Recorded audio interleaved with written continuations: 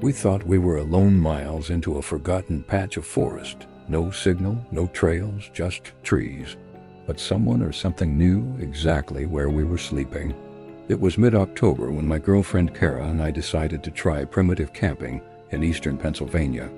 We were both experienced hikers, but this time we wanted complete isolation. No campgrounds, no marked trails, just a weekend, completely off-grid. The soft bubbling of the creek nearby lulled us to sleep.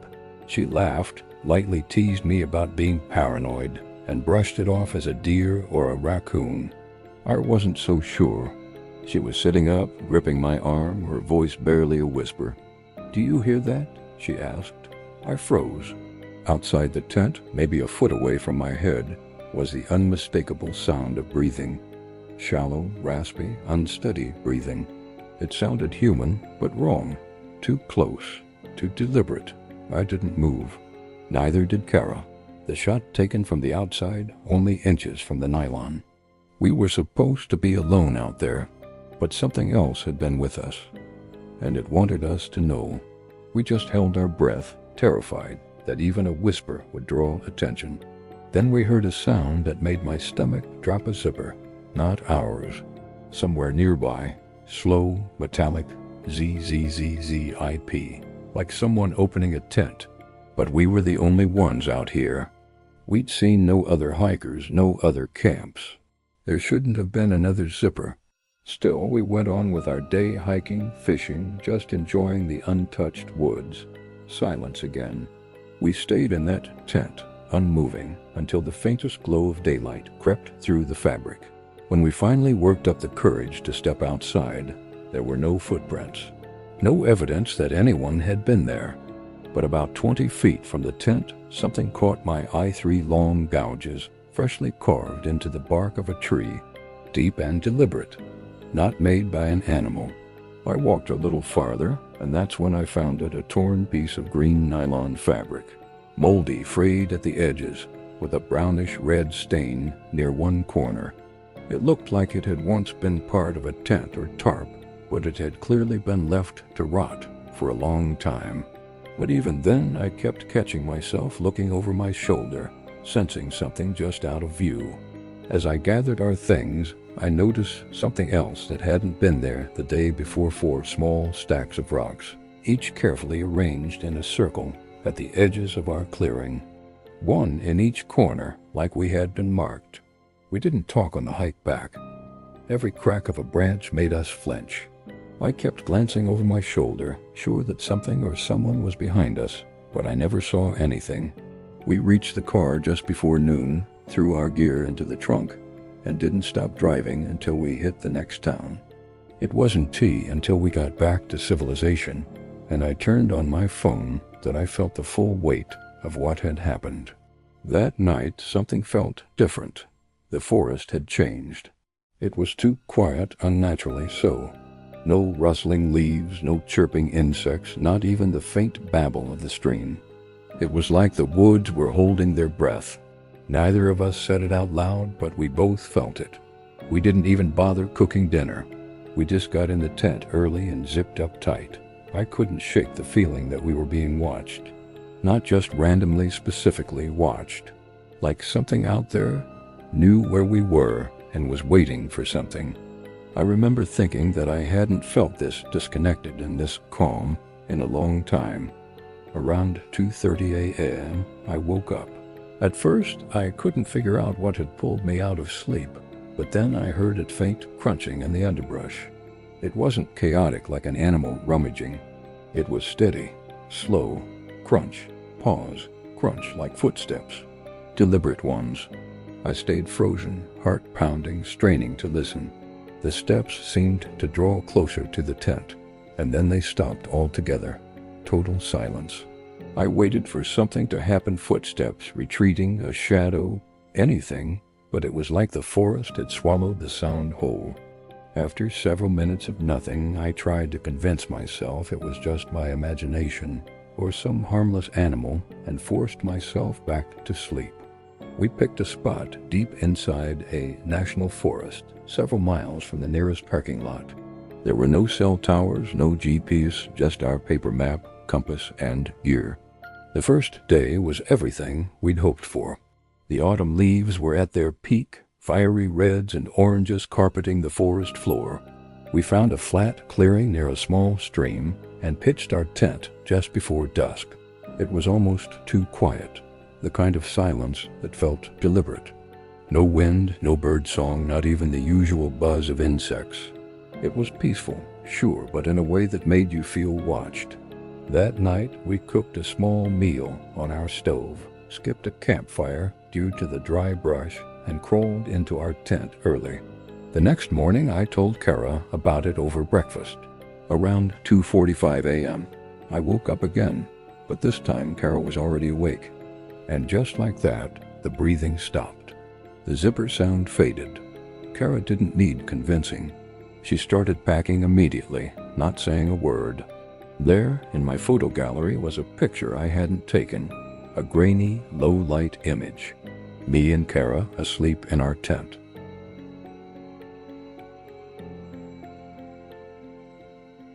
They say the forest doesn't echo, that once you step into Aokigahara, Japan's suicide forest, even your own footsteps get swallowed by the moss-covered silence. The weather was overcast, thick clouds hanging low over the tree line like a curtain waiting to fall. But the deeper I went, the more I noticed how disorienting everything was. Scattered items, an empty water bottle, a pair of sandals, a half-buried notebook soaked through from rain. No people. No signs of life. It didn't look recent, but it didn't look old either. And cell signal, and the sense that the world made sense again. Some places don't want you to leave. I didn't talk to anyone the rest of that day. I didn't sleep much that night. And when I checked the photos on my phone the next morning, I found a single image I didn't remember taking. It was blurry, gray, and grainy, just trees and mist and shadows. But in the center of the frame, behind one of the trees, barely visible, was a shape. Not an animal. Not a trick of the light. Something human-shaped. Watching. Still.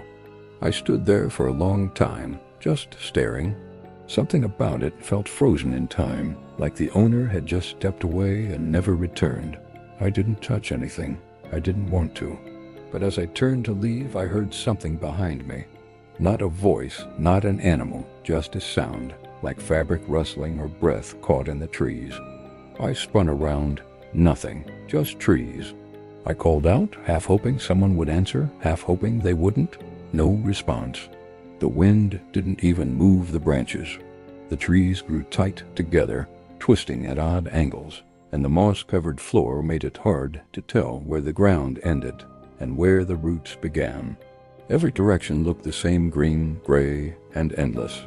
The GPS on my phone stopped working after the first 10 minutes, and even my compass began to act strange, swinging slightly before settling in the wrong direction. I should have turned back then.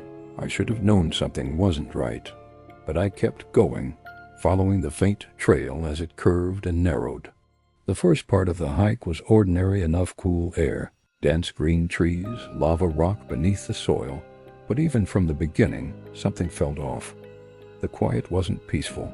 It was heavy, like walking underwater. No birds, no bugs.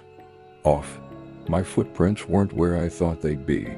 Every step I took felt like I was walking in circles. I stopped to take a breath and realized my watch had stopped working. Dead. The second hand frozen in place. My phone was still on, but the screen was glitching slightly, showing a faint ghosting of the forest even when the camera was closed. I felt dizzy, disoriented, like the air itself was thick with static. And then I saw the new tape bright red tied tight to a tree trunk just ahead. I didn't remember seeing it before. I didn't tie it myself.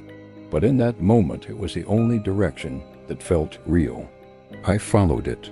Through more tangled trees, over gnarled roots, past another ribbon and another, until finally I saw the first signpost marking the edge of the main trail.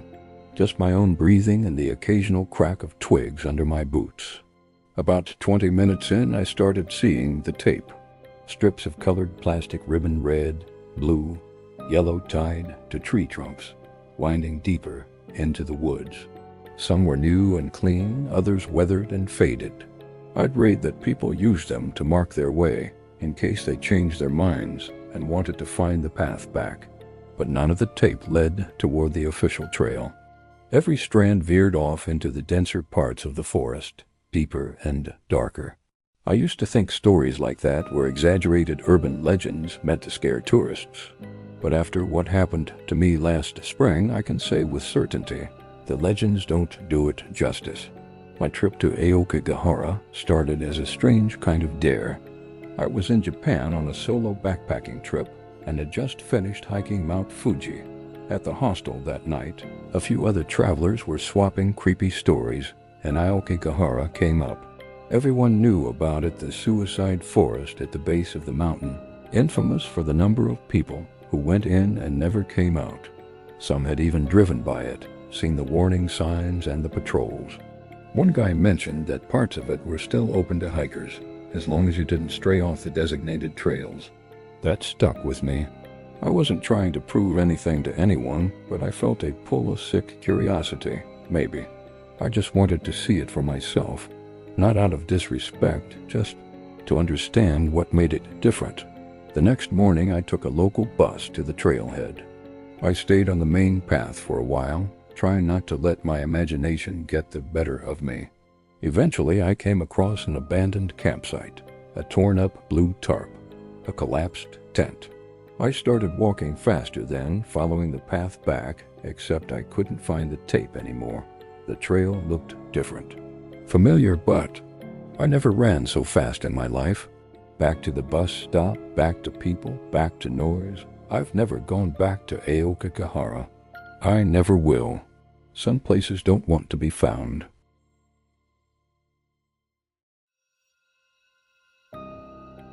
We didn't mean to end up in Delanglo. It was just supposed to be a detour one night of camping on our way from Sydney to Melbourne, somewhere remote where the stars were bright and the bush was quiet. He grinned, shrugged, and said, "Yeah, but that was years ago." The golden light filtered in slants, casting long, thin shadows that seemed to stretch just a little too far. That night we cooked sausages over a camp stove, drank warm beer, and joked about ghosts. Josh brought up Evan Millett, the man convicted of murdering 7 backpackers and dumping their bodies right here in these woods, damp enough to glisten. My stomach dropped. I backed away fast, nearly tripping over a root, and sprinted back to the tent. But I could tell he didn't believe what I saw. We packed quickly. I kept looking over my shoulder, half expecting to see someone watching from the trees. The forest felt tighter on the way out, like it didn't want us to leave. The air was hotter, heavier, and the silence pressed against our ears like cotton. When we finally reached the clearing where we'd parked, the car looked wrong. I don't know what was waiting in those woods, but I do know this. Belanglo doesn't forget, and sometimes it leaves reminders for the living. Not damaged, not broken into dash, just ... wrong. The passenger door was slightly ajar. I know for a fact we locked everything. I asked Josh if he opened it when we arrived. He shook his head. We checked the inside. Nothing stolen, nothing moved, except for one thing. We were maybe 10 minutes down the trail when Josh stopped, crouched, and picked something up. It was a torn backpack strap, sun-faded but relatively intact, with a rusted buckle. We didn't stop. We didn't speak. We didn't even play music. When we got back to cell service, I looked up that forest again. Read through old police reports, news articles, missing persons. 7 confirmed victims. But there were rumors locals who said the real number was higher, that there were still bodies out there never found. Graves unmarked, names never stitched into anything. He turned it over and froze. There were letters stitched into the underside. A name. I didn't wake Josh. I didn't want to sound insane, but I barely slept. I lay there listening, eyes wide open, hearing things in the dark that I couldn't explain. A soft scraping sound, like nails on bark. A muffled snap, like someone stepping on dry twigs. But every time I sat up and listened, it stopped. The forest was playing with me, I didn't want to talk about it. The deeper it got into the night, the more paranoid I felt. Every rustle became footsteps. Every gust of wind sounded like breathing. Besides, we've got a car and a tent. What's the worst that could happen? I laughed with him, but something about the trees felt wrong. Too dense. Too still. The air had weight, like the forest had its own pulse, slow and suffocating. But I kept quiet. We were already too far in to turn around, and the clearing we found was actually kind of perfect flat ground. A little fire pit made from rocks, and even a faded wooden bench someone had left behind. My friend Josh and I had been backpacking through Australia for a month, mostly sticking to hostels and well-known campsites, but that day we got bold. Josh had read about this lesser-known state forest called Belanglo, said it was empty, off the grid, perfect for a night away from crowds. I'd heard the name before, but couldn't place it at first. It wasn't until we were already on the dirt road leading in, surrounded by looming eucalyptus trees and rust-red dust, that I remembered. Belanglo State Forest, the place where they found all those bodies back in the 90s, backpackers, tourists, people just like us. I told Josh, half joking, "You do realize this is the forest from those murders, right?" We set up the tent as the sun dropped behind the trees. Around 2 a.m., I woke up needing to pee. I grabbed the flashlight and stepped outside, careful not to wake Josh. The forest was black complete, suffocating black. The flashlight barely lit more than a few feet ahead of me. I wandered about 20 yards from the tent, did my business, and turned to head back. That's when I saw it. Just off the path, half hidden behind a thick tree trunk, was something sticking out of the dirt. A small wooden cross, crudely carved, leaning slightly. I moved closer, curiosity overriding my fear, and realized there were marks on it, something scratched into the wood. At first I thought it was a name, but it was smeared. Something darker, thicker. The beam of the flashlight caught the base, and I saw it clearly. Blood. It wasn't fresh, but it wasn't old either. The next morning I told Josh everything. He laughed it off, said it was probably an old memorial or some hunter's weird marker. It didn't match either of ours. We didn't talk for the rest of the hike back to the car. A single pinnacone, placed directly in the center of the passenger seat. That drive back to the highway was the longest of my life. I don't know what I saw out there,